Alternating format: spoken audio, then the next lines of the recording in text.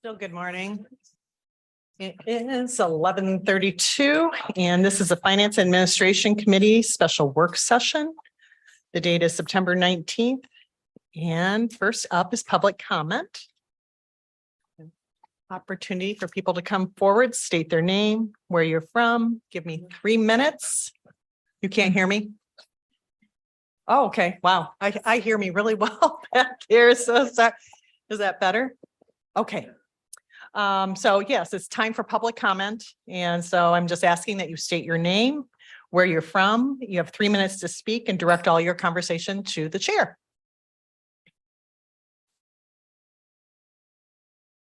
I'll be happy to go first.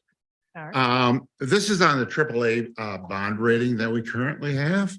And Gibbs mentioned that the rating agencies are not a political organization, but nobody ever suggested that. So I don't know why he made that comment. However, they are concerned with good governance, which is not in Ottawa County right now. They also rate the financial condition of Ottawa County, which is average right now. They like 3 months of fund balance. Ottawa County is at 2.75. They just don't like risk. That's why they use the 3 months. I'm sure that Gibbs has never done a phone call with a rating agency. Well, I've done well over 100, 3 calls per every bond issue because there's 3 rating agencies. If the United States can lose its AAA bond rating, as it did a few months ago for poor governance, so can Ottawa County. I worked hard to maintain our AAA bond rating in my years here and would hate to lose it because of some incompetent impact and an incompetent administrator that leads Ottawa County. It will be hard to get it back. It will take many years to undo what has been done in the last 9.5 months once impact is gone very soon. Right now, Ottawa County is the laughingstock of Michigan, which is was used to be well respected. On the budget, changes to the budget since the public hearings look like a shell game in the health department finances to make it look better. No real significant mandate issues. The cut to the health department is still the same. Fund balance in the health department will be used up. What do you do when FY25 comes along? There are no real planning done here. If these mandated programs are not filled by you, you are subject to litigation personally for malfeasance, like the Flint water crisis a few years ago. If you want to separate yourself from the personal litigation, you better vote no on the current budget. A yes vote puts you in the crosshairs for litigation, which would involve fines and possible jail time. You then become part of the problem. DHS and the state are watching Ottawa County very closely, and this issue may make them pounce faster. I know that there is a better way to spend their money than in jail time. It is your risk you are willing to take. It's not for me. Don't let Boss Moss influence your decision and jeopardize your lives. Well, I could care less if you go to jail for the other hassles that are involved in it. Boss Mawson is incompetent, and the incompetent attorneys do not give great advice that I would take. This may be the most important. Vote wisely, not a threat, just a warning. Thank you. There are other public comments? Oh. Good morning, Commissioners. Rebecca Patrick, Allendale Township. As you know, many in the community still have questions and concerns regarding the proposed budget, and here are some of mine. We don't understand the process that's been used so far. We know that there are a number of deficiencies, starting with the lack of a strategic plan developed by the entire board working together, and culminating the fact that the packet for this meeting with the proposed budget was not available until late yesterday afternoon. We don't understand why you do want to spend money to create a new veterans department. What is the operational need here? And why would you vote to spend county money on something without a solid reason and research behind it? It seems that current county administrative staff could perform any necessary studies that you desire. We don't understand why you don't want to spend money on public health. Looking at the newest version of this budget, we find an apparent loss of one or maybe two epidemiologists, which speaks to the constant confusion that we have before us and this constantly changing budget for public health, which the likes of which I don't think any of us have ever seen in the history of governmental budgeting. Ms. Hambley clearly explained a number of the issues here, and so I'm not going to go into them in more detail, but she was quite articulate on that subject. We also have cuts, some extremely deep, to the following areas: public health administration, vaccines, food inspections, septic inspections, beach monitoring, recycling, well inspections, family planning services, real estate services, sexually transmitted disease testing and treatment, health education and nutrition food programs. We can't even identify what some of these are, no matter whether our best efforts have been so far. The answer to that question is, well, we'll see, which is unacceptable when you're trying to decide whether or not to even make the cuts. These cuts will affect every single person in Ottawa County, including businesses. These are real needs affecting real people. When we ask why, we're told, well, public health should be able to function with less. Let's pretend it's 2019, just because. But you know that rings hollow. No other department is being asked to review anything comparable, including the general government programs, which have seen a 40% increase in expenditures since 2019. And we definitely do not understand why we're rejecting and refusing any state grant money with the word COVID in the title. What does this accomplish? These grants can be used to address far more than COVID issues. Why refuse to allow Ottawa County residents to gain the benefits from these additional funds at no additional expense to them? This has truly been one of the more confounding moments of the last couple months. This budget as presented to you is deeply flawed. Please reject an appropriation for an unneeded veterans director. Please restore the public health programs. And at a minimum, please accept the grant money. Please bring some rationality, order, and real concern for the welfare of people back into this process. Thank you. Are there any further public comments?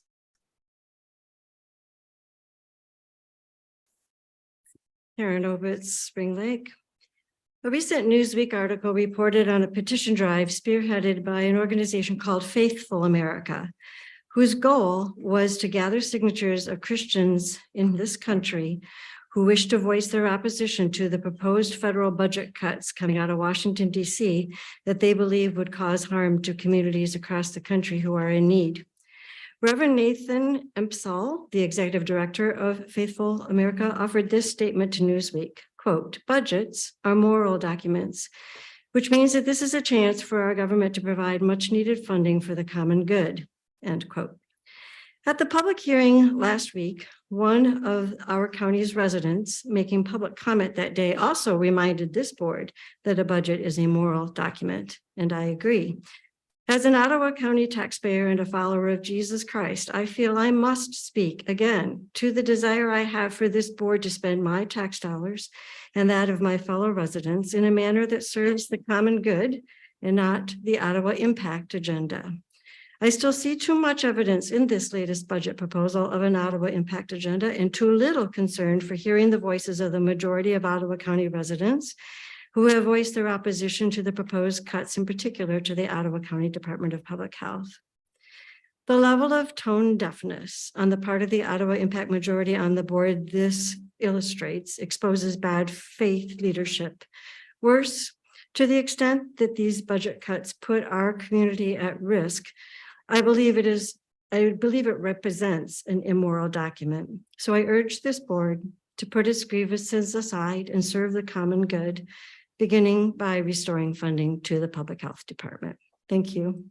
Thank you. Any further public comment? Hello. Hi. I'm Kylie Beist from Georgetown Township.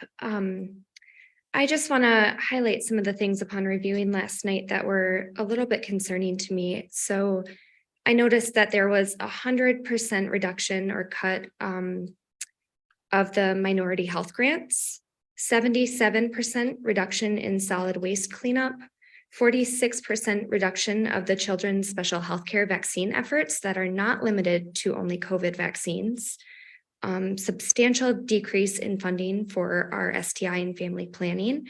Parks and Recreation was cut by almost 50%. Removal of 190,000 from poverty assistance for water and electricity. 40,000 was eliminated for developmentally delayed adults. And I also had question about the board initiatives fund and why that was more than $5 million in the budget. I think that removal of some of these programs without having prevention strategies or supplemental programs in place is short-sighted, in that we are going to see unwanted consequences that are going to directly impact all members of our community if we don't have something in place to supplement the programs that we are cutting. And we can plan for these things ahead of time, and there's no reason that it has to happen immediately. Ms. Bice, would you please stay for the whole meeting? Because I think we can provide, there's some confusion, I think, stated there. So please stay for the Sure. whole meeting. Thank you. Thanks. Are there other public comments?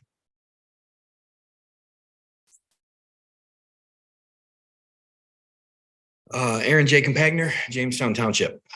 I just wanted to speak to some that come up and talk about it being a clown show.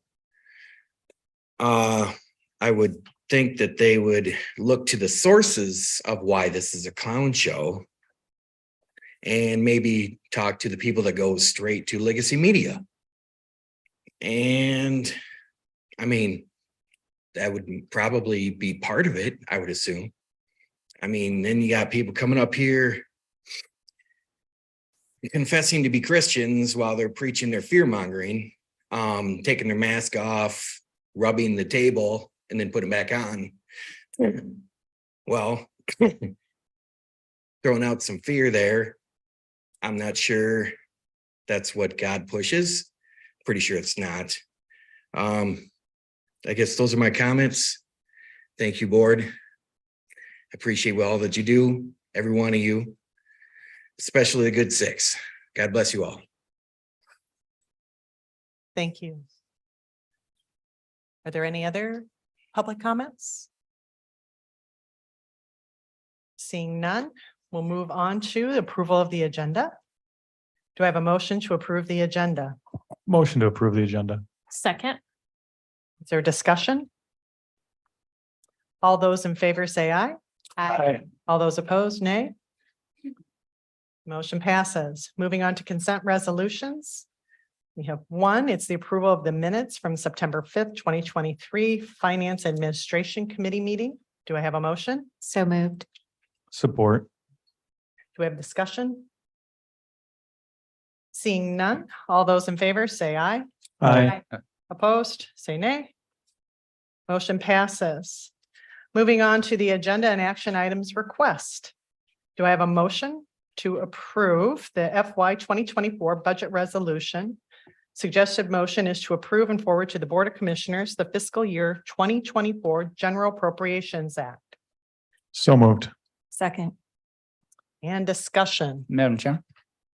Yes, I do appreciate over the last few weeks, the improvements we've seen over the public health budget. I do think we still need to see more work done there. Making sure we're providing the services that residents want and expect of us. And I think doing so in a financial, responsible way. So having said that, I move to amend the proposed budget by reinstating the general fund transfer of $1,804,273 and to cancel the proposed elimination of the 6 grant items totaling $2.329516. Is there a second to his motion? I'd like to second that so that we can have that discussion. Okay. Go ahead and have discussion. Sure. Or is there support? You're supporting, sorry. Yep, sorry. You looking for me? Discussion. Sure. Go ahead. Yeah, no, I think we've seen over the last few weeks, both public comment, newspaper, emails, Ottawa County residents. From my point of view, from the emails that I've seen, are not appreciative of the deep cuts that we've seen to public health, right? Like I said, we've seen some improvements. There's still health education that's still out there. We had that discussion this morning. There's still the epidemiologist position. There's still, for me, a fairly drastic cut in fund balance in the public health fund. Those things need to be addressed, I believe. I think that we have six COVID grants that, to me, I've never been explained why we're eliminating them, other than the fact that they have the name COVID in them. We've not discussed those grants at all, in depth at all, but yet we're proposing to cancel them. So for me, it's pretty straightforward that adding 1.8 back to the general fund transfer, funding the program that we've cut, the health services, reinstating the epidemiologist position, putting more money back in our fund balance, and then reinstating the grant items makes sense to me. County Administrator Gibbs, could you respond?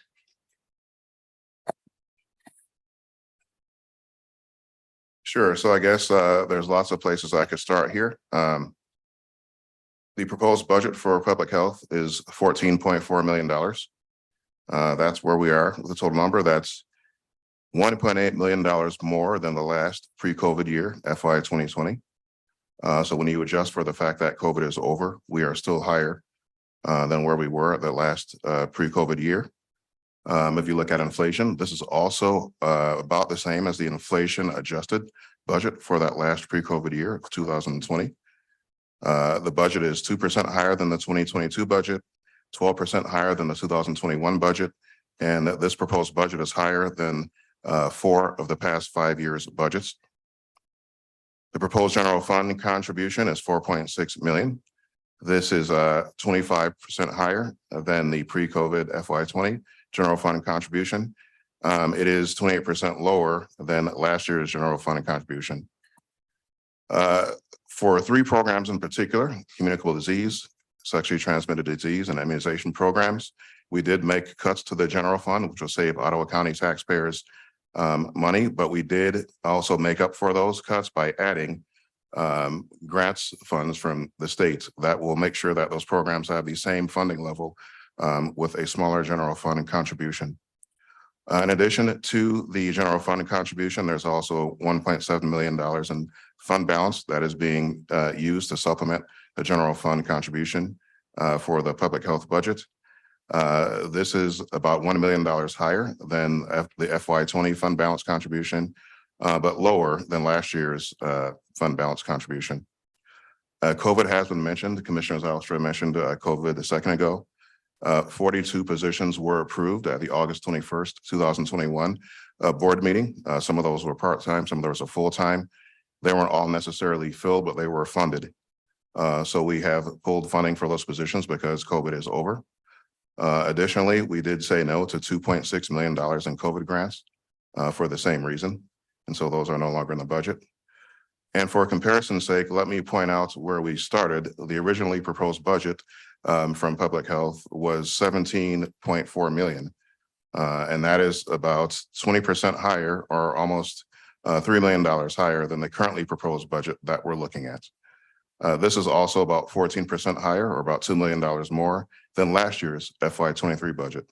So you would have been looking at a 14% year-over-year increase with the originally proposed budget, even though the county population only grew by about 0.5% over the past year. So that's a much higher rate of growth than inflation or the county population.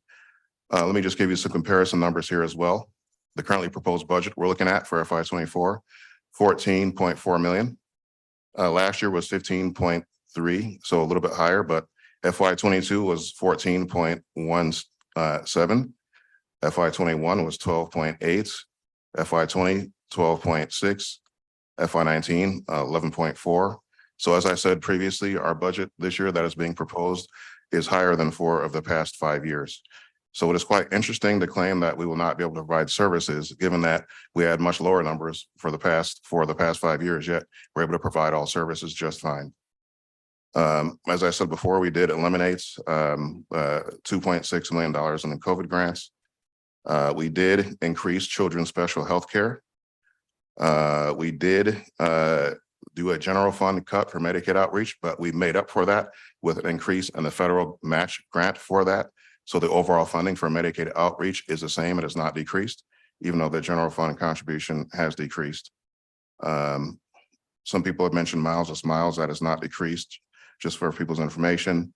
So that is a kind of a general overview, and I want to repeat a couple of things here. As far as information I have, we have one reduction in epidemiologists, not two. And I will get Karen to get me the numbers for that. As I mentioned, that there is a 100% reduction, quote unquote, in nutrition and wellness, which is also not the case. Same with Ottawa Food. The health education and the food programs were combined into one line item. So it is not the case that the reduction there means that there's going to be a cut in the food or nutrition and wellness. That is going to be a programmatic decision that we decide as far as where that money goes within those programs. As I said just now, Medicaid has not been cut. Some people have mentioned that. I repeat the same thing I said earlier as far as the AAA bond rating. That bond rating is made by highly skilled professionals who don't make political decisions. They make it based on the financial fundamentals. So we are just fine there. Someone mentioned cuts to inspections and those kind of things. That is also a programmatic decision that we will be looking at. And I would also like to just step back and look at programs that are mandatory. What you find when you really dig into the details of programs that are described as mandatory is it gets a bit fuzzy in terms of what exactly mandatory means. So often you might get, for example, a number of people that should be served. So then the question becomes, how much money or how many staff do you need to serve that number of people, which is not necessarily laid out anywhere at all. So there's very much room for a flexible and open discussion on meeting those kinds of requirements. So the claim that because a program has a different budget, you're automatically not going to meet a mandated requirement is actually not true. There's room for looking at ways to meet those requirements, especially when it comes to the number of people that are to be seen. Let me reiterate also, as far as the epidemiologist position, that was a COVID funded position. So that was part of the COVID package that we are saying no to because the COVID pandemic is over. And let me also step back and address something a comment that has been made as far as, harming the county or hurting people or whatnot, which is certainly not the case. We support public health, and we recognize that the county health department does great work. And we recognize that the health outcomes of the community are based on the percentage of healthy two-parent families, socioeconomic status, and availability of private insurance. Those are scientifically determined factors that have the largest impact on the health of a community. So the more that we can get those up, the more that we increase the health of our community. I'm sure I can give everybody here many examples, and I'm sure every one of you commissioners has examples of government programs that have expanded or increased spending. Pause for just a moment. Sure. Ma'am, I would ask that you put that sign down, only because if we all carry signs in this room, it's completely distracting and it really does not add to our public decorum. Mr. Gibbs is trying to explain the budget for FY24 and ask that you give him the respect necessary. That's fine. Thank you very much. I appreciate that. You can go ahead. Thank you. So we all know of programs that have had dramatically increased spending, but the results haven't matched. Homelessness, which is an area that I used to have some policy work in the federal government, was such a case.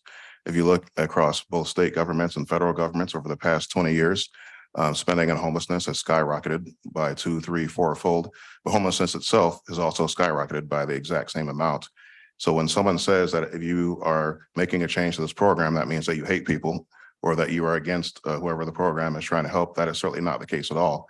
We simply want to make sure that we are supporting what works, what is evidence-driven and evidence-based, and that the funds are being used in accordance with the desires of the board and the taxpayers and voters of the county. So that's what I have for now. Thank you. Thank you for a very thorough explanation. And thank you to our finance department as well for the hard work that you put into this budget for fiscal year 2024. Thank you. I'd like to echo that as well and just thank our great fiscal services and Karen and her team who have been just really working hard and turning around numbers for us. So really quick turnaround time. So thanks to all of our great staff who have been a part of this process. Thank you. Commissioner Moss? Sure. Thank you. So I will be voting no on the motion that's on the floor. And I thought I'd share at least my thoughts very briefly. I greatly appreciate the work that has gone into this. I know there's been very hard work by administration, by finance, and everyone involved. I really appreciate the evidence-driven, common sense approach, not narrative-driven, but evidence-driven. I appreciate that. And as well, the critical thought that has gone into this. So thanks to admin, thanks to finance. And I guess my other one quick mention would be, I'm really glad that we're able to use some more of these grants from the state, for example, because it has allowed us to now reduce the dependency this coming budget season on some of the general fund dollars, allowing the county to keep the general fund dollars more flexible or more available. And I believe we have a fairly substantial contingency fund plan in case there's any emergencies. So for those reasons and many others, I'll be voting no. Yeah, Commissioner Bonner? thank you. I've served on multiple boards in my life, probably a combined 25 years of experience on various boards, gone through budgets before, multi-million-dollar budgets. And kind of a standard operating procedure in this process is to perform some sort of an impact study to figure out what exactly we're going to end up doing to whatever it is we're managing before we do it, so that we don't experience unintended consequences. And, you know, I thought that it was really wise of you, Administrator Gibbs, to push back on doing the 5% cuts across the county. That like, this is something that we can discuss. This is something that we can pursue, but the time is just not available for us to do that in the right way, in a responsible way. That's something that we should look forward to in maybe the coming 2024 calendar. And yet we turned around and we've focused in on the health department the way that we have, and looked for much more than 5% cuts. And through that process, just since August, I think there's been a lot of confusion between your office and the department that you are looking to lead going into 2024 as to what the impacts are of these cuts. And we continue to see evidence of that, where our director is confused by what you are answering and what her understanding based on this document says. So I just want to share from my perspective, sitting in this chair, there appears to be a lot of confusion, lack of communication. I think, this needs to be addressed. A meeting with your director needs to happen, especially when you're working on renewing their budget, more than once a month. This is critical to the health and welfare of 300,000 people. You may believe the cuts that you're making are adequate and correct and in their best interest, but these are the people that are actually doing the work on the ground. So we need to make sure that we're communicating effectively to them what you're suggesting, because they're not agreeing with what you're saying. And we need them to be on the same page to be able to serve the people. So my criticism and concern comes from the fact that there's a breakdown of communication that needs to be repaired. I've been saying this almost since March. And this is something that I don't see getting better unless you take the leadership to do that. So I just want to challenge you to say, this is important. Communication breakdown is important. Please focus on that with directors. I know you're only working with Addie right now, but we're going to maybe be going through this process with other directors. And I don't want to see this same cycle repeated over and over by administration, because you're not engaging with the people that are actually doing the work. We have great communication with the directors, including health. We've had great back and forth throughout this budget process. Health Department's finance person in particular has been excellent in getting us the numbers and scenarios we've been looking at as we've been going back and forth. So I'm actually very satisfied with what I've been getting back and the communication going back and forth with health and the other departments throughout this budget process as well. So I think we're in a good place. We're gonna keep being in a good place. I've always said that communication is not communication until both sides understand. What I see is your side seems to have an idea of what you think is going on, but their side is not understanding what you're saying and sees it differently based on what's in print. And so please hear my words. You're our administrator. please communicate, sit down, find the time in your schedule and work through the details so they know what's going on, because I don't want to see more of this chaos. It's already happening, but thank you for sharing anyway. Commissioner Brody. Thank you. I would just say that, John, I appreciate your leadership throughout this process. I know this has been a lot of work on your shoulders. And sometimes great leadership steps away from the status quo and pushes us to rethink how things are being done and to examine details so we start to get things right. Sometimes it's not possible to have agreement with departments or with other individuals because sometimes there's an error and things need to be done a different way. And so I personally greatly appreciate your leadership. I appreciate your boldness and that you're able to say the hard things that need to be said sometimes. And I really appreciate your leadership through this process. And I will be voting no on this motion. Further discussion? Did Commissioner Zylstra? did Commissioner Moss have? I don't want to take, Commissioner Moss? Did I miss you? I'll be voting no no, on this motion. I think okay, just to clarify. We currently have 4 epidemiologists, is that correct? And we have a removal of 1 epidemiologist and then a removal of 2 grants that fund an epidemiologist, is that correct? Or do I not have that correct?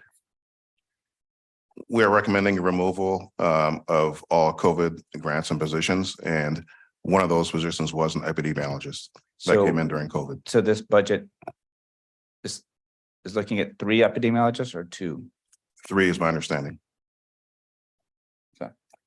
That was not my understanding. So if that is the case, then I guess I don't understand why we have here, it says proposed changes to FY24 budget. And the bottom one is remove 1 FD epidemiologist if we've already removed that epidemiologist through the grant process. My understanding is that is the COVID epidemiologist.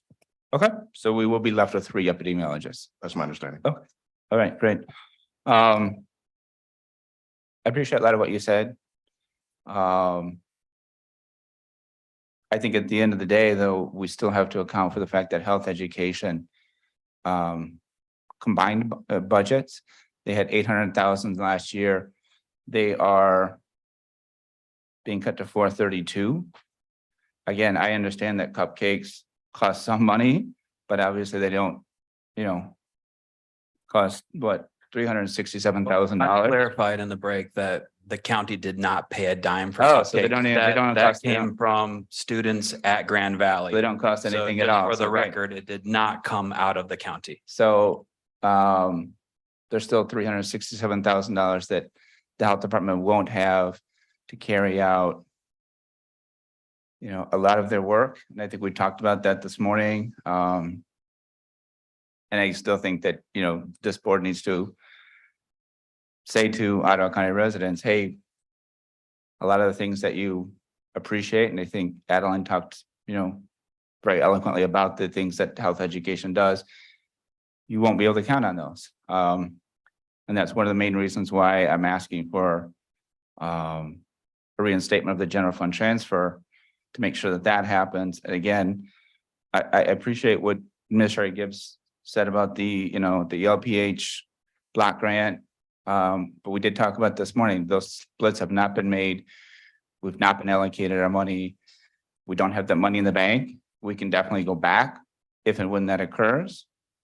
But until that occurs, setting up a budget based on money that we don't even have, for me, doesn't make a lot of financial sense. And again, the final point was this from 8/1 to 9/19, we're taking projected fund balance at the end of the year from 2.17 to 1.3.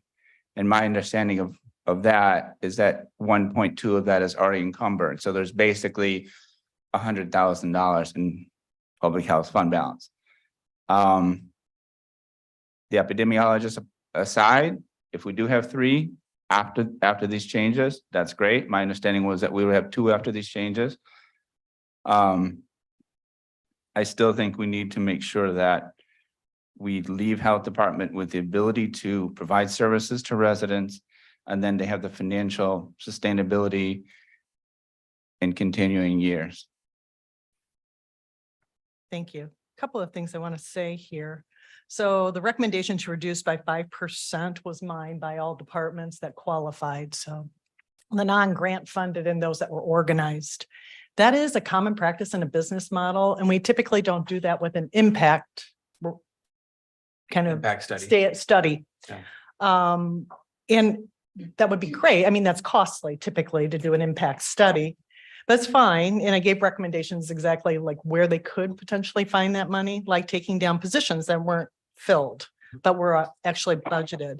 But I can't do an impact study if I don't know how the program is being used, who's using it, number of people who are actually being seen. Again, there's opportunity here that's been lost because of poor communication. But let me say, one of the other things as a leader, when I've had to take budget cuts, and I've done that repeatedly over like 15 years, you're never happy in budget season unless you're growing a program. If I have open positions, I can also slot people in that their positions are being changed or removed. So it's not as if we don't have potential for the people within the department to be non-displaced. They'll be displaced maybe from their program, but they can be placed into another program. There is that opportunity. And then there is also a contingency budget to help with those things that come up that we might not have planned for. And it's pretty robust. We were very thoughtful about that because we don't know what's going to happen in fiscal year 2024. Our border is wide open. And ironically, Adeline talked about tuberculosis, medication-resistant tuberculosis. I've cared for those people. I've cared for those people in partnership with the health department. And I am gravely concerned because we don't know what the medical background is on these people who are coming across our border. You were going to say? Well, I was just going to say, no, I agree. It sounds like you value impact studies because it helps you see downrange and around the corner right when you need to make that decision. That's valuable. So I think that, and I think even Administrator Gibbs said that he would recommend hiring some sort of a consultant to help with that process, to interview and talk to different department heads to figure out what recommendations might be considered. I think that those are very judicious ways of making decisions and something that I would support. Why are we not applying that to this? You know, that's where you're losing me. I want to find ways to support the changes that we're making in our budget. I just feel this is rushed, ill-conceived, and something that we need to take a step back and make sure that we understand when we're cutting millions of dollars out of a budget, it's going to have an impact and maybe unintended impacts. And are we really considering all of those impacts? That's where I think that we're getting off the rails. What you're applying to the standard for the rest of the county is not being applied to the health department. Commissioner Cosby, if I may interject quickly, it is being applied. If you look at the reduction from FY23's budget, the proposed budget this year for the health department is about 5.5%. So it is hitting our 5% goal. Now you're saying we didn't do that for all the departments. Well, a journey of 1,000 miles begins with one step. And so we will have a process that we put in place to take a look with everybody, a collaborative process. So that will be happening. I'm very happy with how we did this. I think that we've gotten to a good place and we will continue that. So, yeah. Commissioner Moss? Yeah, just maybe a little higher level. Sounds like some great opportunities for upcoming strategic planning. Sounds really good. Number two, we are, increasing the public health budget over the last 15 years. I mean, there's only one budget that was higher for public health, and that was this year, coming out of COVID and having a lot of additional monies given to counties. So this is not some drastic cut. I've read that in a few articles. This is essentially, if you take a long-term perspective here, instead of a very myopic perspective, this is an increase. 14.397 budgeted. That's the highest number, except one, higher than the last 15 years. So I'm very comfortable with that. I understand the health department has met its obligations over the last 15 years. And so it makes me comfortable with this number, being able to do the same. And also the total budget. So maybe move us up another level, is looking like 264 million total, which is higher than last year, at least budgeted, higher than the 2022 budgeted. You know, I can go back further. Ottawa County budget has grown over time. In fact, it's almost 50% higher for the county than it was in 2019. That's a huge increase in budgeted expenditures for the county. So just reiterate my thanks to admin and to finance and everybody who has worked so hard in this process. And I will be voting no on the amendment to increase it even more. Commissioner Zylstra. Yeah, I don't want to take anybody's time, but I do want to address that real quick. You know, I do see what you're saying, Commissioner Laws, but I think, you know, we've seen at the first work session how following the Great Recession, the health department was, you know, we had our priorities. I was not on the board, but we had our priorities to kind of go through the iteration of departments. And it took a long time to get to, you know, health department, unfortunately, but we did start seeing some proper funding, 2019, 2020. And I think that, you know, COVID did coincide with us kind of backfilling some of our, you know, financial issues during the 2010s.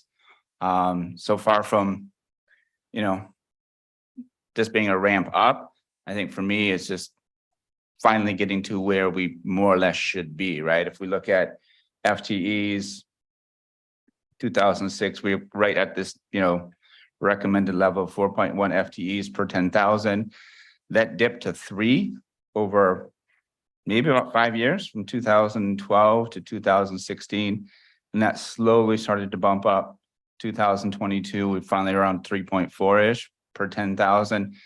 So, you know, I understand what you're saying and I appreciate the numbers, but at the same time, you know, it took us a long time to start backfilling that financial hole. And I feel like with this budget, we're kind of undoing all of that, right? You know, and that's why I feel like the 1.8 makes sense. It makes sure we have a fund balance in public health. It makes sure that we're funding health education. Still think there's a question mark about the epidemiologist. And I still think there's a question about the ELPH grants. We don't have that money in the bank. I think for me, the financial sensible thing is let's put the money in public health. If our ELPH grants come in, we can always back that out. If the epidemiologist is as Commissioner Gibbs said, 3 after the grant has been removed. If the grant is removed, then, you know, that's a savings as well. But I'll obviously voting yes on this, because I think it's a financially responsible thing to do for public health and for services for Ottawa County residents.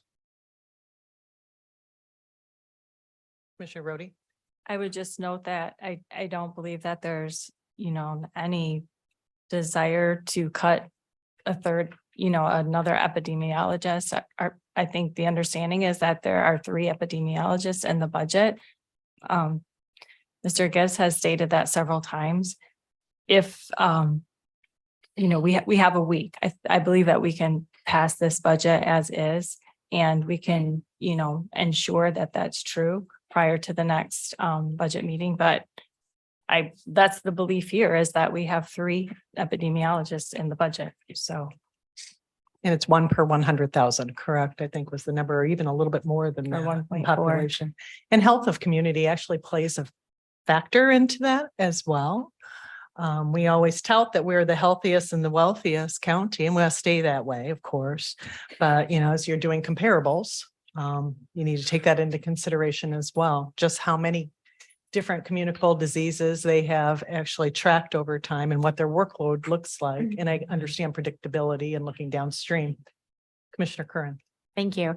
I'm not going to make a motion at this time because there's already one on the floor, but I am going to make a suggestion. And then once we vote through this, maybe we could put that up. What about if we were to take and add 200,000 back into the health and education and nutrition wellness department to ensure that we have enough funding for the food program specifically. Commissioner Moss? I mean, there's $14.4 million. I think there's enough money programmatically for the health department to figure out how to serve and meet its needs. It's the second highest budget in 15 years. Yeah, I think they'll do really well. Call the question. Call the question. And Commissioner Zalstra, would you like to repeat your motion for me, please? Sure. Move to amend the proposed budget by reinstating the general fund transfer of $1,804,273 to the public health fund and to cancel the proposed elimination of the 6 grant items totaling $2,329,516. Okay, a second in discussion, so we'll go to a vote. This will be a roll call vote. Mr. Belknap, No. Mrs. Curran, No. Mr. Moss, No. Mr. Bonema, Yes. Mrs. Rhodey, No. Mr. Zylstra, Yes. Mrs. Menema, No. Mrs. Ebel, No. Mrs. Cosby. No. The motion fails. All right. Have it amended. We go back to the motion under the action items or action requests for fiscal year. Pardon me? Madam Chair, I would like to take up the suggestion of Rebecca, Commissioner Curran, apologies. And move to amend the proposed budget and make a general fund transfer of $367,097 to fully fund health education for the public health department. So you're making that motion or Commissioner Curran, are you? No, I suggested 200,000 for one. There a second on that motion? I would second that. Right. And this discussion, Commissioner Moss, For all the reasons already stated, I'll be voting no. further discussion, Yeah. Commissioner Bonema. I would say that I think it's important that when we look at a budget, when we consider finance, that we don't get focused just on the big number, because there's a lot of numbers underneath that big number. And so you keep saying, hey, trust me, there's enough money in the bucket. Then why are we not putting it in the place that it needs to be in the bucket? That's where I get concerned, is that we're losing focus on the impact of the nuanced things that you're slashing money out of and just saying, well, the budget is bigger, so don't worry about it. To me, that's a distraction over here from the actual problem of what is the negative impact from taking this money away from this program. So that's where I don't have any problem saying that this money needs to be in this bucket to make sure that it takes care of these families, seniors, children. I don't see, if we've got $14 million that you're talking about, why is this a problem to not just put it in the line item? Commissioner Moss. I just was wondering if I heard sloshing or slashing. I wasn't sure which one. Slashing. Okay, thank you. Madam Chair, I wonder if Lisa could kind of give us maybe an update or just kind of description. What happens when we go from 799,000 to 432,000? What kind of programs do we not see? What kind of programs do residents not have access to anymore? Thank you. Good afternoon, everyone. I'm Lisa Ugansky. I manage our health planning and promotion team, and health education and nutrition education fall under that. I appreciate the question, Commissioner Bonema. I'm kind of wondering the same thing as was mentioned multiple times earlier. We're essentially looking at a total request of $814,234, proposed 48% cut to 421,000. And so when you look at that, our questions then become, first of all, why? When we talk about all the programs that have been happening, and we know that there's fund balance available, or not even fund balance, there is money within the county to support these programs. And we will effectively be cutting as our our health officer mentioned earlier, services and programs that we had pre-COVID. These aren't programs that came about during COVID or after COVID. These are programs that we had pre-COVID. And so essentially, I'm wondering as the manager, how then do we say suicide prevention is or isn't more important than food access, or substance use prevention is or isn't more important than making sure people have access to education about what might be causing chronic diseases, what might be causing communicable diseases in the community, because essentially we'd be taking a 48% cut to our full budget. And I'm just, I guess, wondering if I could find out a little bit more about why or what things you are concerned about that are leading to those cuts. County Administrator Gibbs, could you provide some clarifying information to what Ms. Ugansky? Pardon me? Lisa Ugansky, yes. Yeah, so as I said earlier, the number that we're looking at here is the top line number. Programmatic decisions are not necessarily a part of the budget.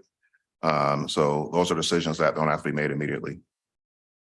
So it's you get to decide by program is what I'm understanding. I guess my question is, when you look at the needs and there's all this conversation about healthiest community and reasons and you know, wanting to take care of our citizens and provide our citizens with the best, how are we justifying that, or how are we saying it's okay to take this health education budget and slice it essentially in half? And just I did listen to the meeting earlier. It would not be a 0.5 FTE reduction in my team because my team is more than a 1.0 FTE. We have FTE. We have quite a few positions in health ed. And so to cut that in half, and for example, like was mentioned with Ottawa Food, I appreciate that the operational budget for Ottawa Food wouldn't be cut, but essentially we have had since 2010 a coordinator of Ottawa Food funded by the county. And we would be cutting that person's position at least in half.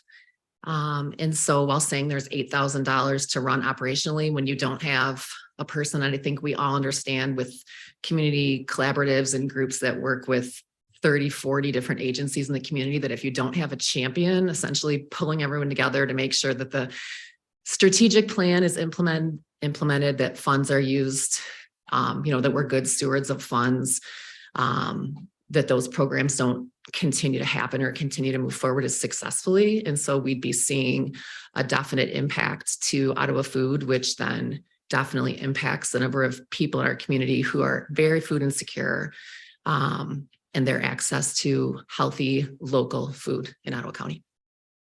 Commissioner Moss. Thank you.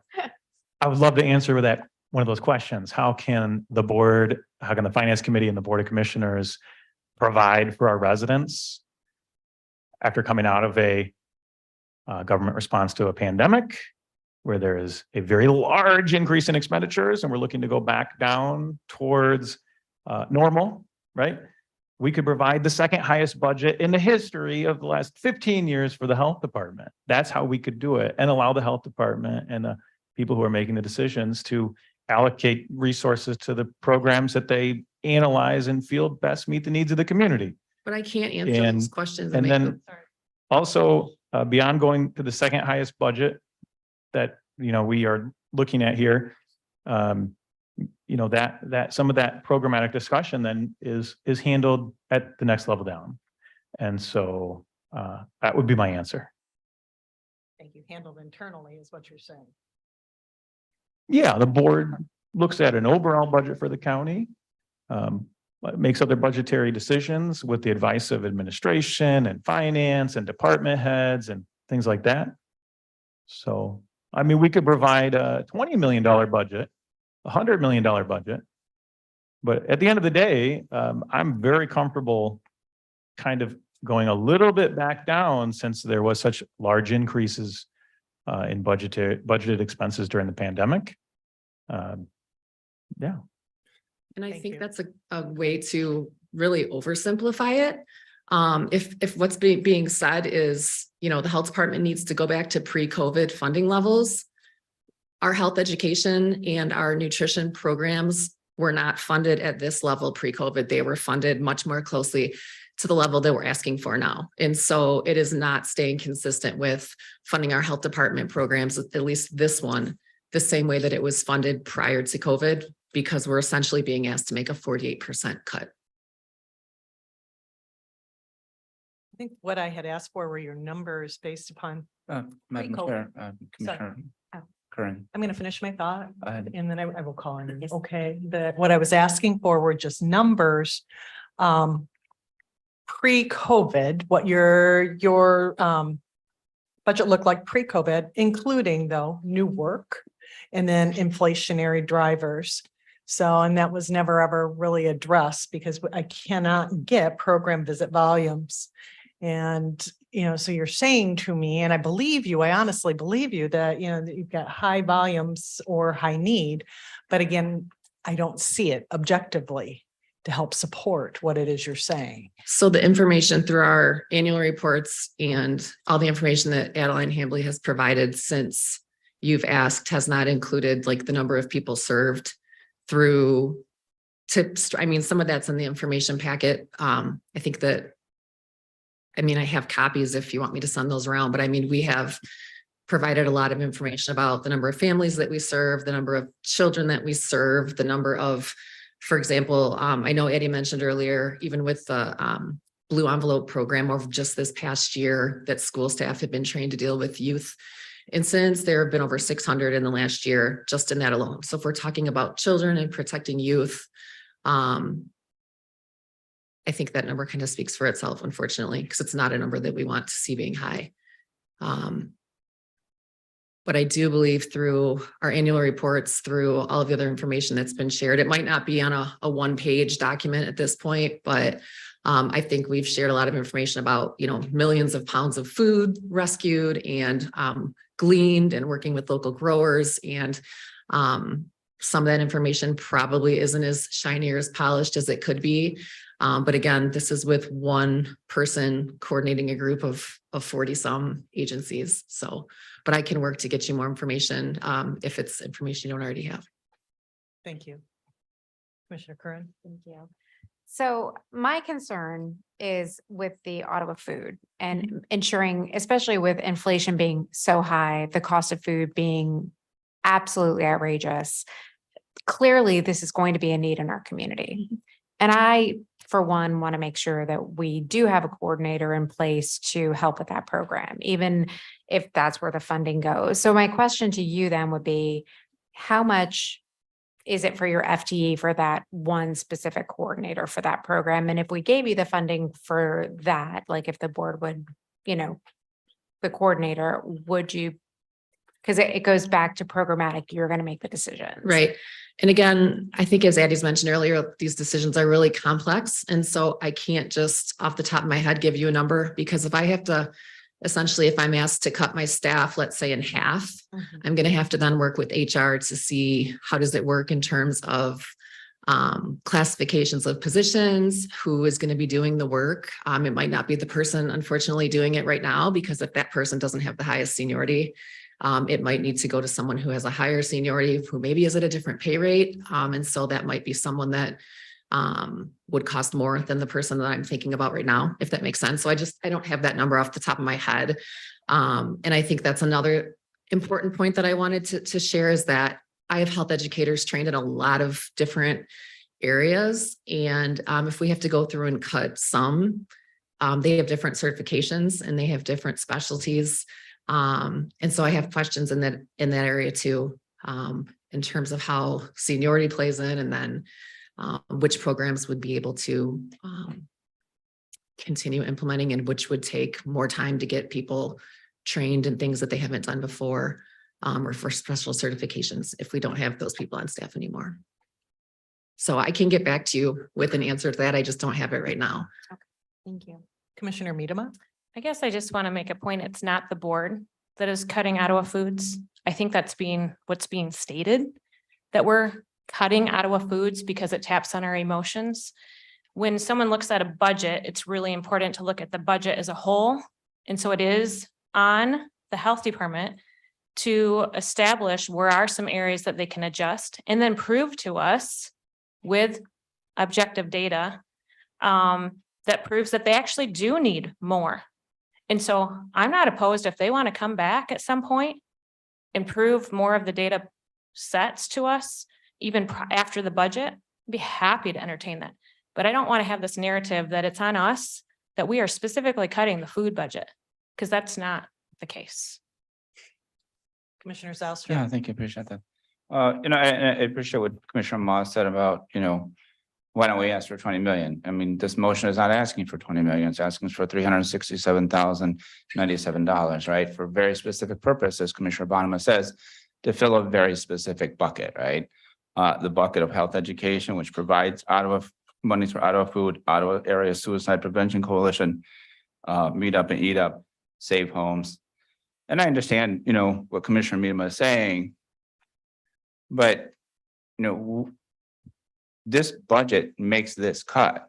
This board, through whatever mechanism, put these cuts on the table. I think the burden of, who should be explaining should be the board is saying, why are we cutting health education as opposed to health education doing the opposite, right? I mean, if you're making the cut, you should be explaining why you're making the cut. And again, this was a question asked earlier. I don't think there was an answer. I mean, would Commissioner Miedema be opposed to them cutting out of food? I mean, if you're cutting the budget by 367,000, in a sense, you're just giving them less resources to work with. I mean, you're not telling them specifically to cut out of food, but you are definitely giving them less resources to work with. In a sense, you are making that cut for them. Commissioner Moss. Oh, my word, this is such narrative-driven discussion, Commissioner Zylstra. I just like to reiterate that we're not making narrative-driven decisions. We're trying to We are make making cuts. We are data-driven making cuts. decisions, Commissioner We're making Zylstra. cuts. And my comment is specifically about that word that you keep using, cuts. So ironic that we are currently looking at a recommended budget that is the second highest public health budget of the last 15 years. Second only to COVID. This is an increase over what we've historically done. This is moving back towards normal a little bit. This is an increase. These are not cuts. You can spin your narrative any way you want. This is a cut sir, to health education. but it is still a narrative. Allow the people who are managing the programs to make their final decisions on programs. That is not, I mean, our the motion is specific role to today. restore the cut for 367,000. That is the motion. That is the motion we're discussing. And so I will be voting no on your motion. But it is a cut, correct? Am I understanding correctly? If the motion is about yes. 367,000? It goes from 799 last year to 432. So you're gonna have 367,000 less to spend. If it goes through, if this budget goes through, I wish you the best of luck trying to provide services with 360. Madam Chair, I do have the floor. Again, I do have the floor. You were just interrupting me over and over. Okay. Just real short. I mean, I don't think we would be having these concerns here today if you didn't feel like a cut was taking place. If you thought we had more money than other than one other time before in history, you guys would be happy right now. You'd be smiling. You wouldn't be up here sharing your concerns with us. So I think that's where our focus needs to be is you're saying, hey, there's more money than there's ever been, the second highest. And yet we have folks here that have true concerns that it doesn't sound like they're being addressed. It doesn't sound like they're being answered. Actually, it just sounds to me like disagreement. And disagreement does not, we don't have to agree on everything. We can disagree. I disagree with the narrative-driven, type of responses we're getting that this is the end of the world or something. No, the board is looking at the second highest budget for public health in the last 15 years, maybe ever. And we're looking at maybe not the absolute, well, actually, I think we are looking at the highest county budget that has ever been proposed, I believe. So Let's I'm clarify very- that. comfortable in general where we're at, and that is why I'll be voting no on Commissioner Zalstra's motion. Call the question. Well, I think we have. I don't believe you can call it coordinating committee Yeah, number this one. is So a committee meeting. this is a work that I don't believe you can call it. You can call it I question think number if you one. look at Robert's rules, you might find out that doesn't agree with what you're trying to do.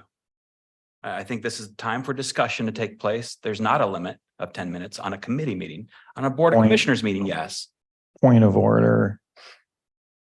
We are operating by Robert's rules, whether we're in a board meeting or a committee meeting, right?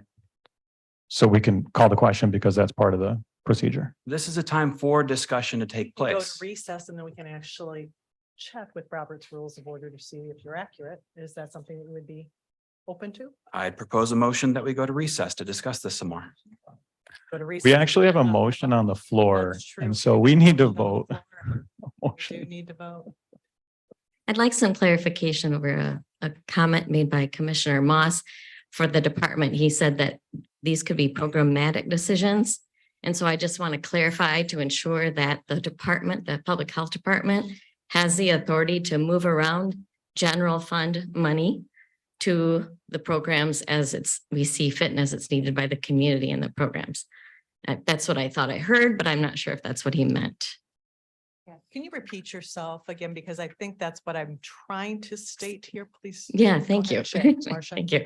I heard that how the money gets spent is a programmatic decision, and this is general fund money that we're talking about. So I wanted to make sure that the health department's health officer, the director of that department, has then permission from this board and authority to move general fund money around as she sees fit for the health of the community, to fund what's needed and then make decisions about what can't be funded. I'm seeing shaking heads. No. I'm thinking because when I'm hearing that it's a program related decision that. I'm. If I may, In fact, that's by. They Interject. have decisional authority to make that decision, I think is what Marcia is saying. Correct. Right. the authority to make that decision is there. However, the ability to move general fund money around, I don't know if that's there.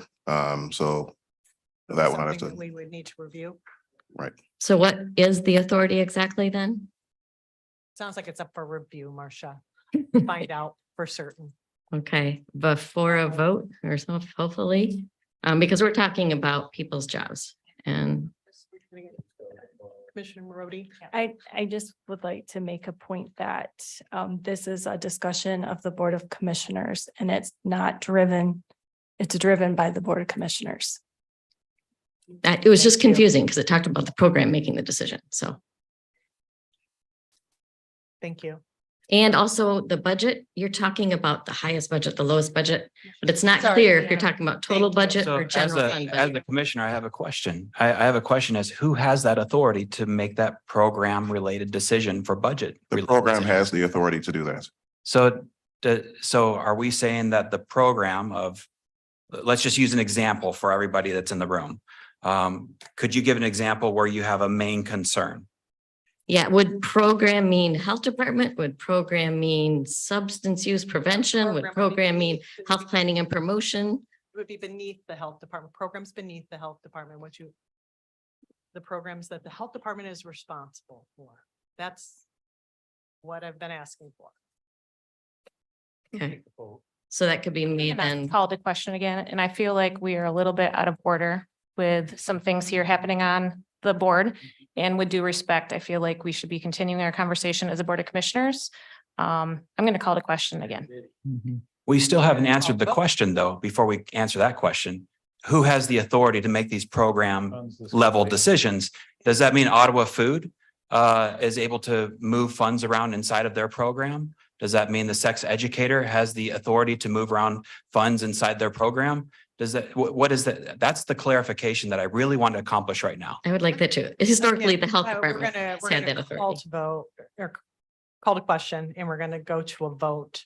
But it looks like, as I look through your budget from, last revised budget from last year, there was opportunity for you to add funds to any particular program as well. It just has to come before the Board of Commissioners. Those are typically turned down, but No, actually, there was a pretty significant change. So. Pretty significant. Corporation So Council's let's go budget ahead. went up 98% in 23 from 22. Thank you very much. Thank you. Right, we're gonna. The motion, Mr. Zalstra, would you like to repeat it? I can repeat the motion. I'm not sure.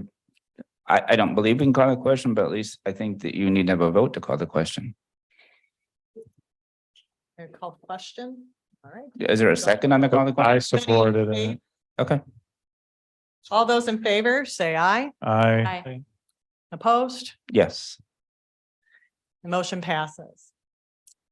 All right, so we're going back to your motion. I believe that's the one that's still open, Mr. Zalstra. Commissioner Zalstra, you want to repeat that for me, please? Move to amend the proposed budget by making a general fund transfer of $397,097 to fully fund health education for fiscal 24. Is there a second? Oh, we already had a second. So we'll go to a roll call. Mr. Moss, No. Mr. Zylstra, Yes. Mr. Bonema, Yes. Mrs. Minema, No. Mrs. Kern, No. Mrs. Ebel, No. Mr. Belknap, No. Mrs. Rhodey, No. Ms. Cosby. No. Motion fails. Mr. Cosby, can we take a recess? All those in favor of taking a recess, say aye. Aye. I. Opposed? Aye. 10-minute recess. We'll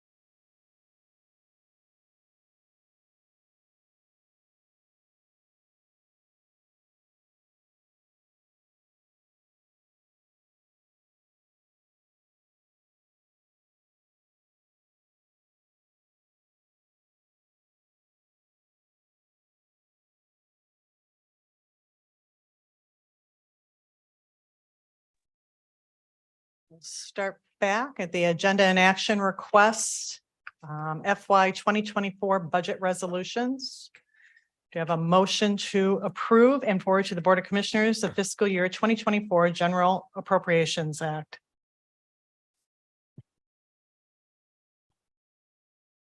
I'd like to.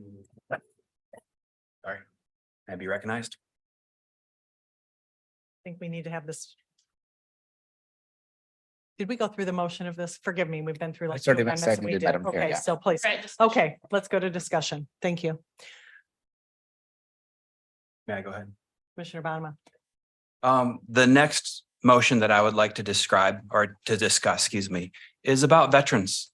And the motion that I would like to make today is to move to eliminate $80,000 from salaries and $50,000 from benefits and retain all of the funding, which is that funding, in the contracted services to hire a consultant to do a needs assessment for the veteran services. So let me clarify what I'm trying to say. Could we have the motion again? Yes, I'm going to say it exactly as I wrote it down. Move to eliminate $80,000 from salaries and $50,000 from benefits and retain all $202,262 in contracted services to hire a consultant to perform a needs assessment. Second. Is there discussion? May I continue? The reason for this motion is because as I've had many conversations with veterans in the community, including those that are doing the services, what I found is the needs that they have locally are different than the needs that they have through the VA. The concerns and the criticisms for the benefits that they've been receiving largely come from what's happening at the VA, not locally. That's where there's two buckets of benefits. There's the county benefits bucket, and then there's the state and federal, which is the VA bucket of benefits. The veterans that have come up and spoke to us, or family members of veterans, have largely been concerned about the quality of the counseling that they've had access to. And that's coming not from here locally. Locally, we have about $1,500 to spend per veteran based on their needs. If really what we're trying to do is to help those veterans, we need to figure out what, I think PJ Muir said today is, getting them the tools that they need to deal with these hurts that have come from things that they've seen, things that they've been exposed to, and things that they've done that they're trying to unpack and process so that they can be healthy as they move forward. They're not feeling like they're getting access to those tools either through CMH, if they've tried CMH, or through the VA. So that is the main need. The other needs are things like signage. They have a difficult time of knowing where to navigate through the building to get to the VA office. I spoke to Blake. That's an easy fix. Blake and facilities can get some new signs. If we want to update the website, that again is an easy fix. We can update the website. Those are things that have been brought to my attention, are things that we can do. But really, to put a fine point on this issue to help our veterans. And I served for 7 years on a board that serves veterans to handle PTSD. There's no one silver bullet to help heal these pains. I, as a believer in Christ, believe that forgiveness comes through a personal relationship with Christ. That's where I've seen a lot of benefit. But that's not a one-stop shop for some people. Some people reject that. So my thought is, before we move to hire a director for this department, it makes sense to take a step back, take that dollar amount that's set aside to potentially hire somebody, perform a needs assessment, then decide based on what's coming back in that report on whether or not it makes sense to hire a director. In years past, we've had the director role. It's been handled by the deputy county administrator. And that happened at no extra cost to the taxpayer. So I'm concerned that we're taking money away from veterans' benefits and putting it towards administrative salary and benefits to that person versus the veteran and families, members of the veteran. So that's where my heart is coming from in this. I've spent a lot of time looking into this. I'm purely asking to remove the categories for salaries and fringe benefits, put that back into contracted services so that we can perform the right thing, which is to really identify the true needs, then bring a solution. The way that we're doing it right now feels like we're shooting first and then aiming later. That doesn't make sense to me. Commissioner Moss. Thank you. One thing I think would be helpful to have clarity on in this discussion, since Commissioner Bonema has brought it up both here and online on social media, is by expanding the Veterans Department, are we taking away money from their services? Yeah, there would be 80,000 in salaries and 50,000 in benefits going to administration of these benefits, when those dollars could be retained in the program to be serving directly to the veterans and their families. Question for Administrator Gibbs, I guess. If we're expanding the department, we're adding to it, right? Yes. Yeah, so I would say a couple of things here. The claim is being made that you're, not spending money well by hiring someone to lead that department. I would actually disagree with that respectfully. We have Lauren there right now, who's excellent. He does great work. We've met with Lauren several times. We love Lauren. He's not going to be there forever. And he also is not able to dedicate full time to this position. So it is very smart and prudent for us to think about the continuity plan for this. And the continuity plan means having someone who is ready to take the reins when Lauren decides to move on to the next step. So it's very appropriate to think about a full-time director who can take over that position when Lauren is done. Secondly, I would say, Commissioner Bonema, you did correctly point out that the deputy administrator has previously handled that role, but here's the thing about that. It's not a full-time thing. The deputy administrator looks at many departments and many different tasks and doesn't have 8 hours a day to dedicate to something as important as our veterans. This creates a very strong argument for bringing in a director for veteran services. And so for those two reasons, I think it's very smart to bring in a person to do that. But I would agree with you, Commissioner Bonema, that, yeah, let's do an assessment. We are planning on doing an assessment. And when that person comes in who is going to direct the department, the first thing they will do is do an assessment. You mentioned some things you'd heard from some people. There may be other elements out there that we haven't heard as well either. So we're going to have that person come in and do a full assessment to understand what the needs are in the county, what's going well, what we need to beef up and work on. So I think it's totally the appropriate course of action to bring in someone who can be the director of that, and they do an assessment when they get in. And I'm very happy and satisfied with what's in there right now. Well, specifically, if I could respond to what you just said, it seems prudent to do the assessment to figure out what we're trying to solve, what is better, And we are going to do that. before we hire a director.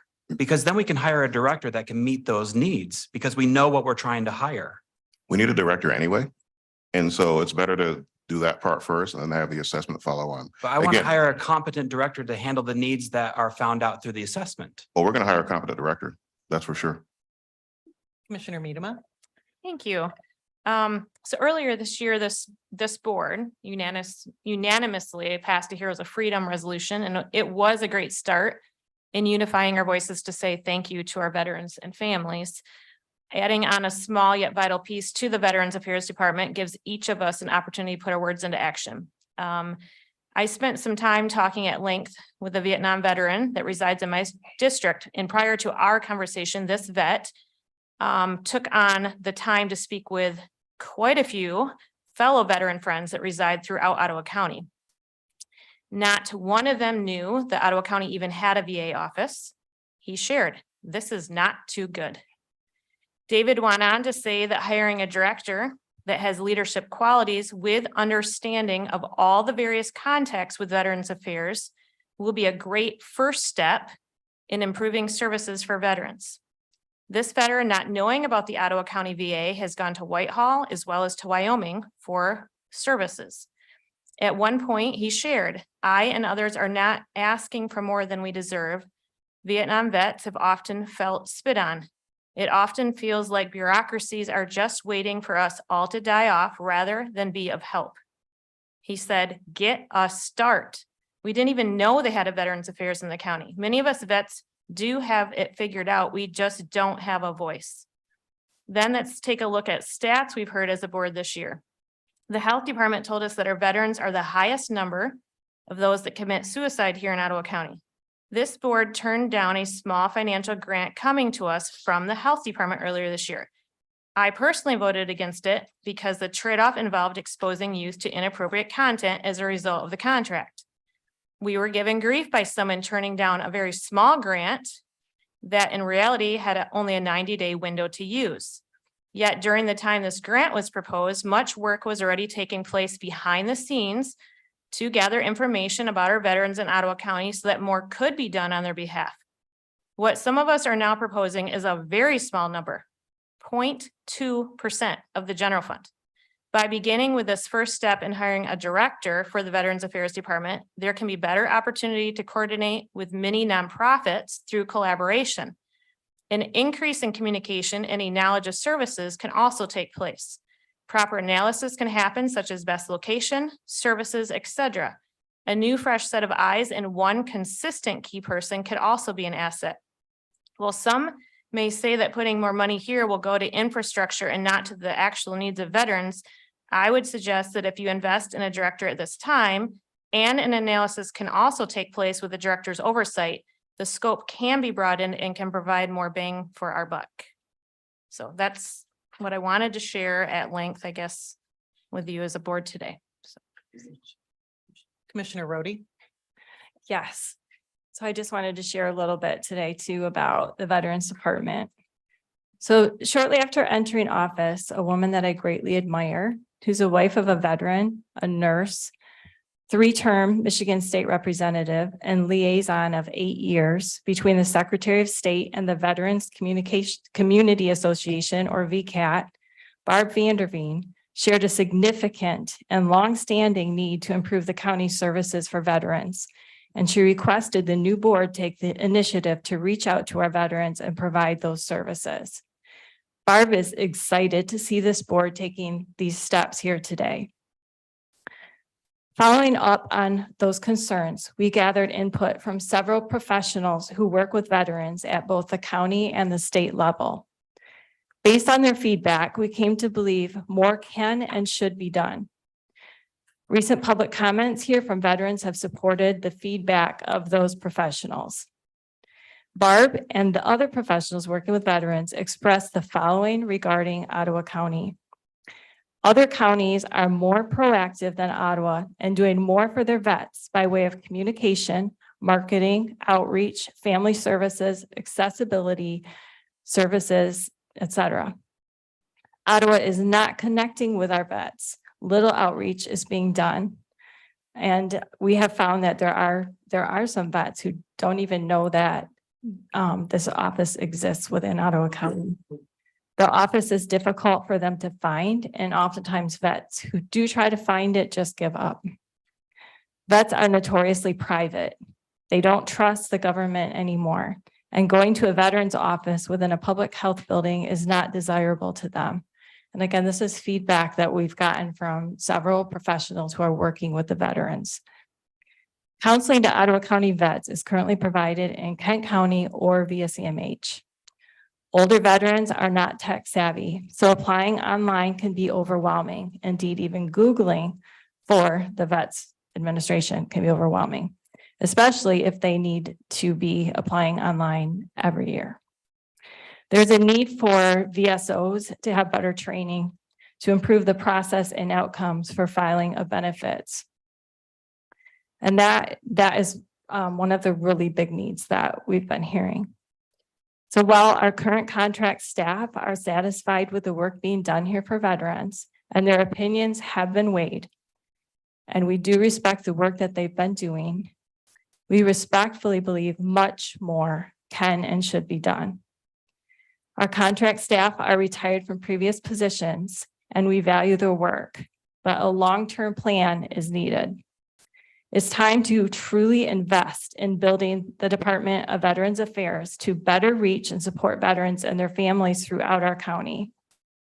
We're advocating for an increase of $224,000 to increase our veteran services, which is a mere 0.2% of the total fund expenditure of $109 million for fiscal year 24. And yet it's a huge step in doing more for those who are willing to give all. We want a robust veterans department. We do not want minimal services for our veterans. So we are looking at implementing some of the following things. Some of them will be things that we are looking more into the future for doing. Some of them are more immediate. Immediately, we're looking at hiring a director to lead the charge. And many of us here are hoping that we'll be finding a veteran who is very familiar with all of these systems and the needs of vets to be that person. And then to help have that person help lead us through an assessment of needs. Just by beginning this conversation, we have had, multiple people who have a huge desire to be working with our vets to step forward and collaborate with services. So this actually could end up being a very exciting step forward for our veterans. We want to begin intentional strategic communications and outreach to our veterans and their families so that they know that help is available and so they know that their community loves them. We want to potentially consider a change of office venue, providing veterans their own space. We want to develop strategic partnerships with local nonprofits and individuals engaged with veterans efforts. We want to invest in training for VSOs on a state and national training level. Again, some of these things, we're obviously going to be doing an assessment first, so some of these things may roll out with some time. But hopefully we can be getting on top of them. Potentially considering a hire of a county VSO officer here within the county to ensure stability and a high level of training and effectiveness in processing our veterans' claims. So we're hearing that when VSOs are traveling and serving different entities or different counties, you don't have a stability of having one highly trained person that the vets can go back to over and over again. And so that is one of the really huge needs that we've been hearing. It's not though. Excuse me.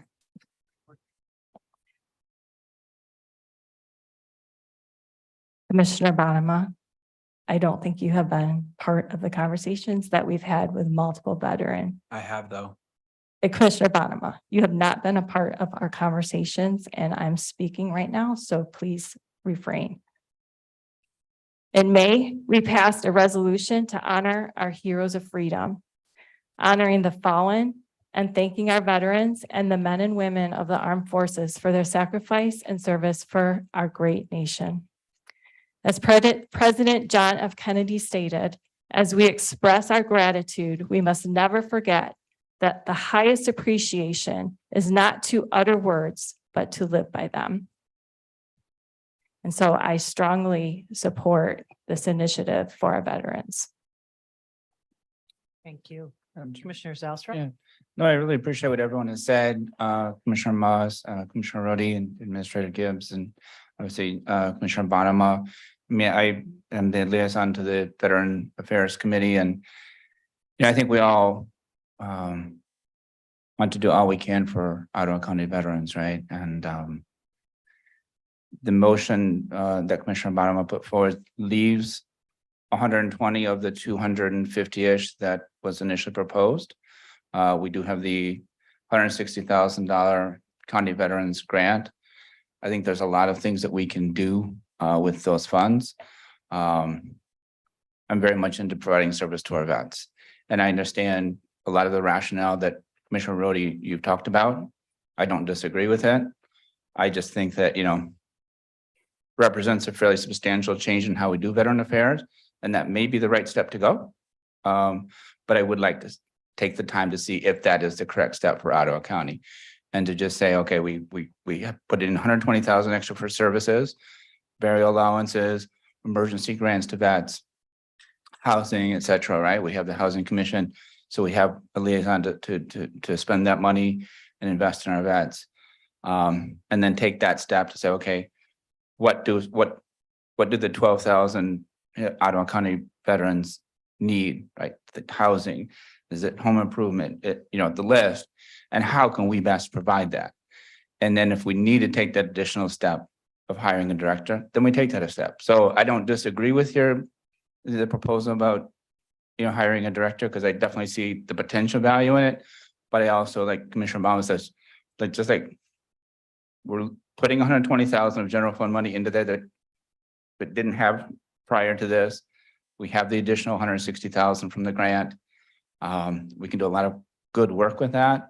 And we at the same time assess what can we do going forward without making a step that, maybe we don't need to make. Commissioner Miedema. I'll be voting no on the motion. I really feel strongly that getting a strategic director who has veteran experience, I want the director to take the charge of the next step. So I respectfully disagree with Commissioner Zylstra, one before the other. So I'll be voting no on this motion. I'm excited about seeing the charge that can be taken from the director that would be hired. And I want to say that, the U.S. troops have been in Afghanistan and Iraq for 2 decades. Many of our veterans are actually struggling with poor mental health. And actually, they've survived catastrophic injuries that in the past were not survivable. There is an estimated 35,000 homeless veterans. Veterans make up about 6% of the population, but they also make up 24% of all suicides in the United States. I see this step of expansion as being responsive rather than reactive to our veterans' needs. And honestly, I think we're creating a legacy of service for those who have served us so bravely. I just like to Urbanima? say that we're not trying to take a single dollar away from veterans. We're just purely saying, hey, let's keep it in the main bucket so that it doesn't go to administrative and benefits, salaries and expenses. I think that's a mischaracterization. The good news for all the veterans of Ottawa County is that everybody's unanimous that we want to help.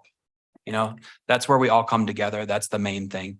We agree. How we get there, I think this is backward, but at least it's moving maybe somewhat in the right direction. And I want to help. So, if I get invited to a meeting, I've requested to be at meetings.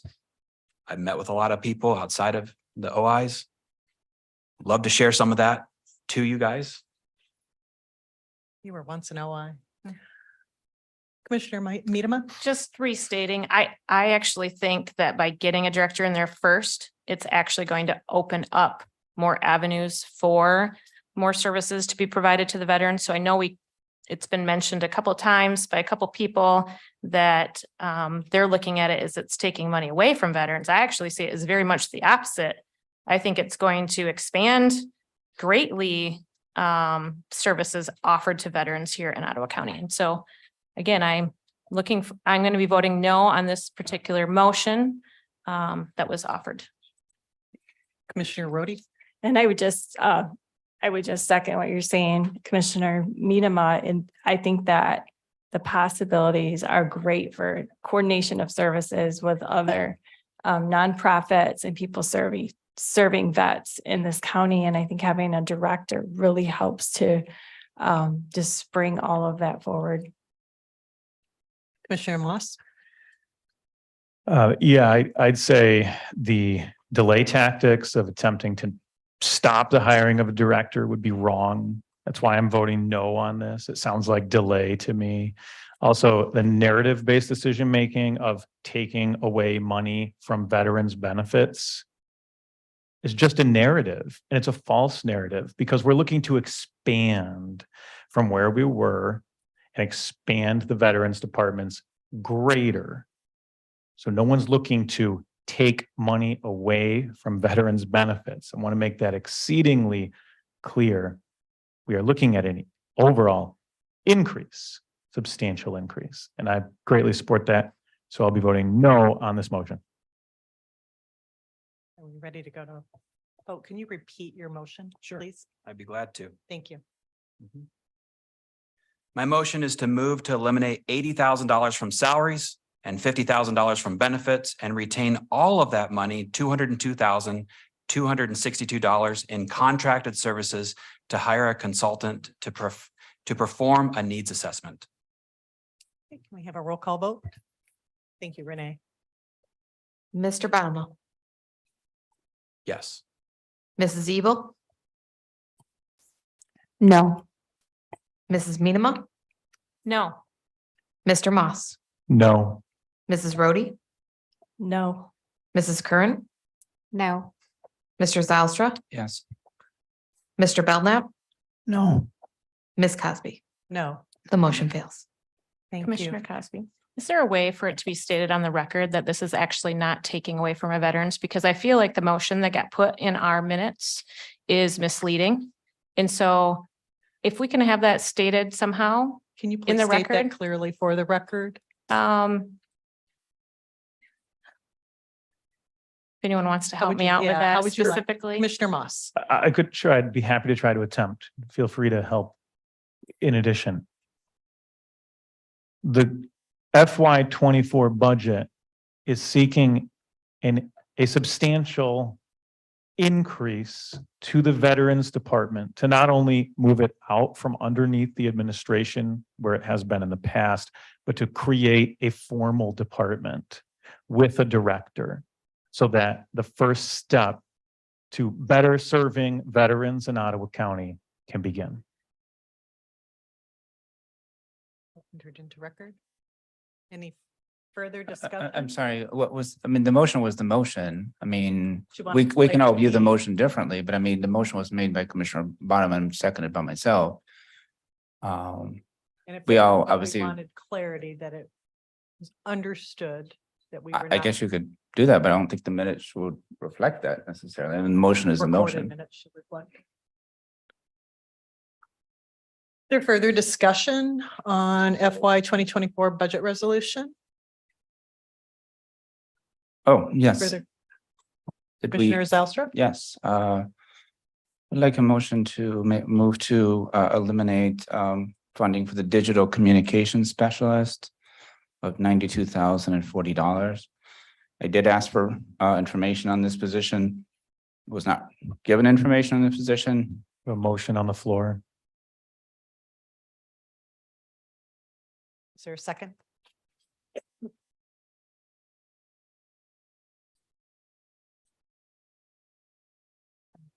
I'm not hearing a second. Uh, The motion fails. Yep, additional motion if I may. Additional motion. Motion to reduce funding for contracted services for corporate counsel from $430,500 to $375,200. Which there a was the second? original amount from the 8-1 budget. Yeah, I would second that. Discussion? Could we rehear the motion, please? Sure. Move to reduce funding for contracted services for corporate counsel from $430,500 to $375,200, which was the original amount from the 8-1 budget. Question? Are there Commissioner two parts to this motion? I'm So sorry. you stated one thing about legal, but then you had something about digital specialist? No, Did I- that failed, that that failed for motion lack of a failed. second. Okay, thank you. I missed that. Yeah, no worries. Okay, thank you. Commissioner Moss? I will gladly vote no.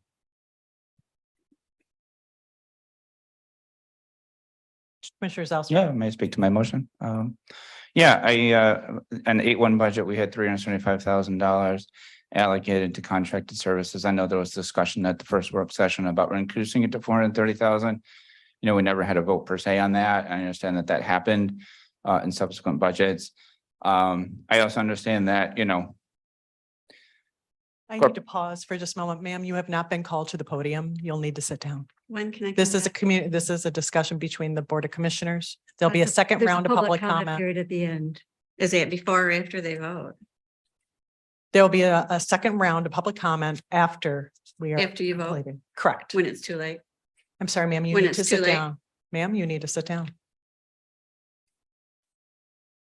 Continue, Mr. Zastro. Sure. I understand that, corporate counsel, Vanessa, when he was under contracted services, billed us significantly less. And I understand that, we have new corporate counsel, and I totally understand that, our new, corporate counsel has a different way of doing things, and that in many senses may be a better way of doing things. I'm not a lawyer, so all I'm saying is, we were funding this position around 240-ish per year, and then at the A1 budget went to 375, and then there was I guess a consensus to bump it to 430 in subsequent budgets.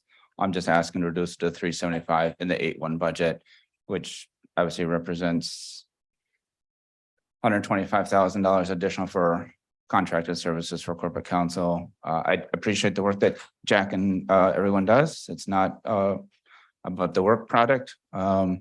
Just making sure that, as we transition to a different service provider, we're making sure that we make sure the numbers work. Okay. Is there further discussion? Seeing none, we'll go to a vote. Mr. Zylstra, Yes.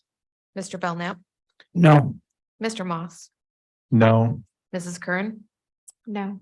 Mrs. Ebel, No. Mrs. Rhodey, No. Mrs. Medema, No. Mr. Bonema, Yes, I believe they should stay in budget.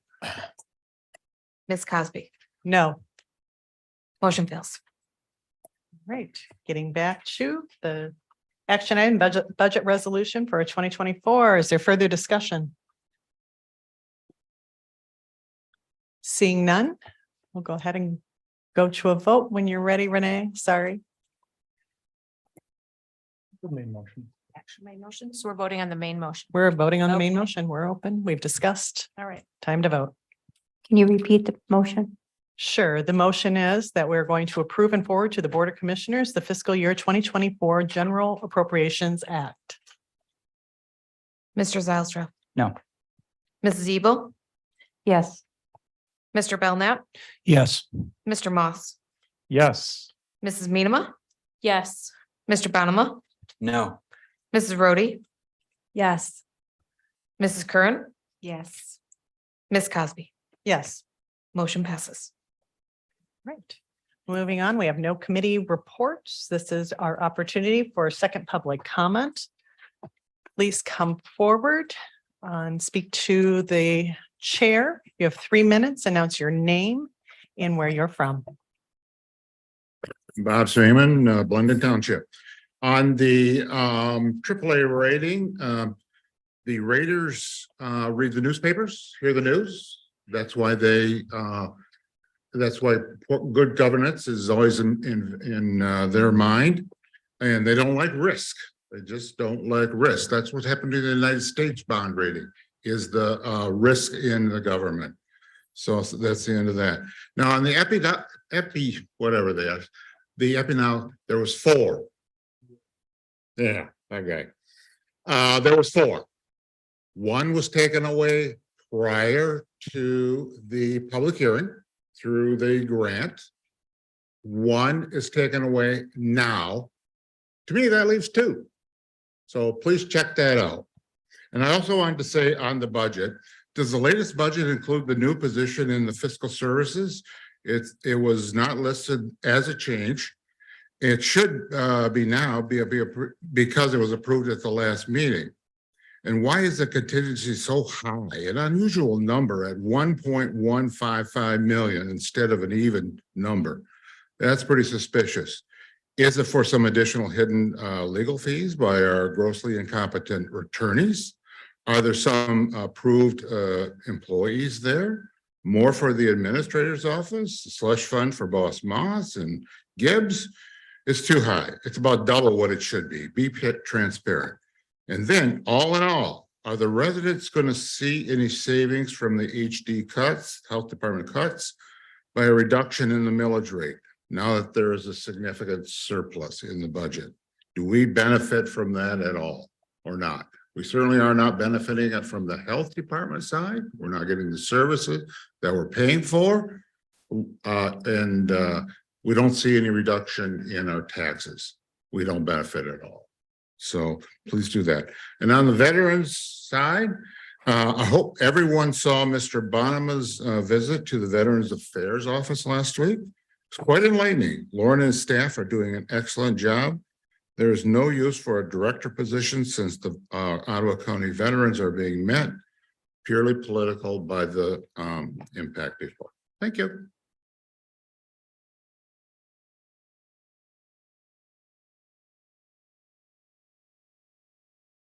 Good afternoon, Commissioners. Rebecca Patrick, Allendale Township. I wanted to do a brief recap of the truly astounding double talk I heard during the discussion of the roll-up of the nutrition and the health programs. Let's see if I can review this. It's even hard to remember it because it was so quite egregious. So we don't want a narrative. We don't want a narrative that says we're actually cutting anything, even though we're actually cutting $380,000 out of the program. And we don't want to be accused of like not funding something specific because my goodness, why would we do that? We just want to be able to be fiscally responsible and whack off half the budget, but not take any responsibility whatsoever for the outcome of that cut. Did I get that right? Or did I miss something? Oh, data. We're all about data. So let's review. Taking 50% out of a budget means, yeah, there's going to be some serious cuts, something missing, people getting hurt, positions being eliminated. Is that enough data for us? So there were two of you sitting here who seemed to understand how patently absurd that whole discussion was. The rest of you, I think, are just deluded. Thank you. Thank you.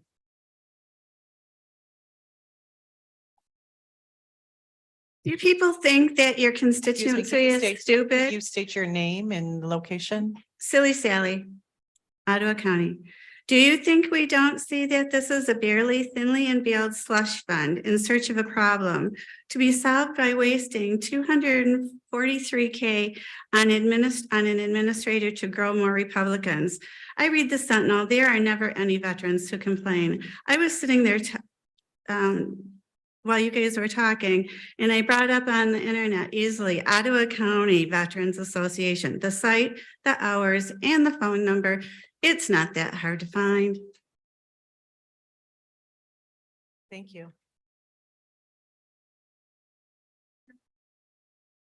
My name's Dave Barnowski. I vote in Port Sheldon Township, and it's hard to remember all the stuff I wanted to talk about. One, it's as I see several of you speaking, it's to watch Mr. Moss bob his head as in agreement with all of it is really like, oh yeah, you're really on script. It's really just too bad that Roger and Lucy didn't get a part of the script because the other four of you seem to be really on because he really, oh, five, excuse me, Mr. Gibbs too. He really loves the way you guys read your parts. That's why Mr. Bonema was a little bit wrong about Mr. Gibbs. His poor communication is exactly what Mr. Moss wants. He doesn't want you guys to know what's going on. A budget should have solid answers. You can't go by somebody's you shouldn't have to go by somebody's understanding of what's going on.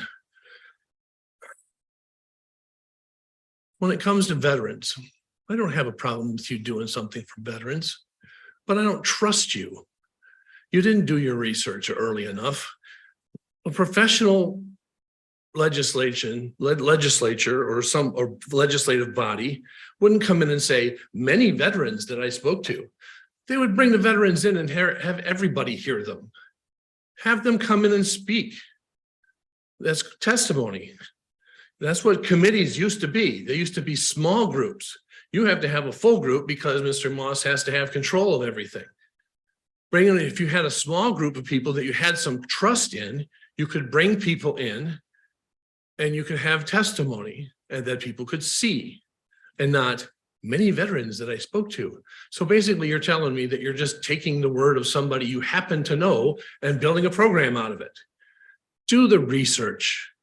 Quit doing half-assed job. Do it for real.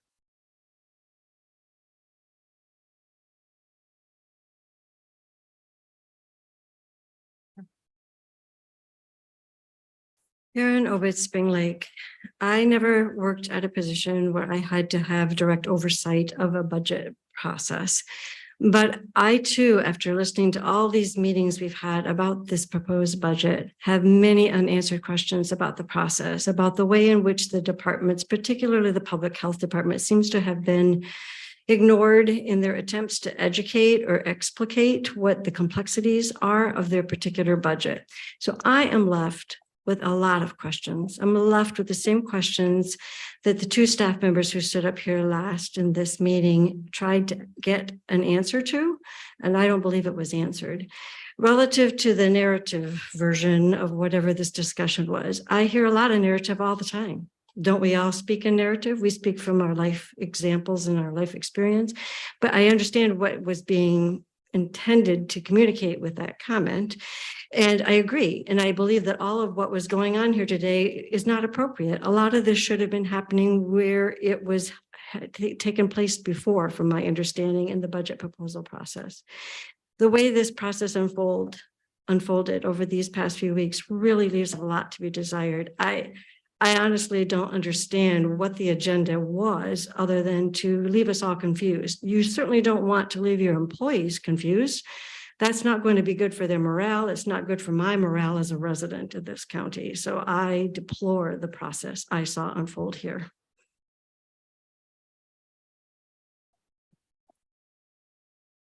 Are there any further public comments? Once, twice. The meeting is adjourned.